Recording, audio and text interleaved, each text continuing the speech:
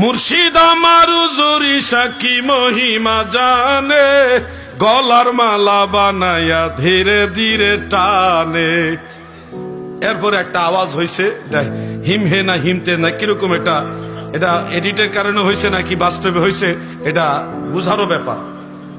এই যে একটা বিষয়, এটাও কিন্তু হেভি ভাইরাল হয়েছে। যারা বাতিল তারা এটা নিয়ে হেভি সমালোচনা করছে, কিন্তু বাস্তবে তাদের অনেক বক্তা আছে নামের সাথে আজহারি, কিন্তু স্টেজ ওইটা হিন্দি গান রে গজল বানাইছে। এরকম আমরা দেখছি। কুমিল্লার অনেক বক্তা আছে, তাদের যারা হিন্দি গানকে ডাইরেক্ট হিন্দি গান স্টেজে ইসলামী মঞ্চে গাইছে।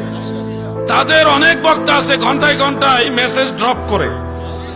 কত ধরনের যে গান তারা মঞ্চে গায়, এগুলো নিয়ে জীবনে কোনোদিন তারা সমালোচনা করে নাই, করে না, করতে দেখি না তাদেরকে।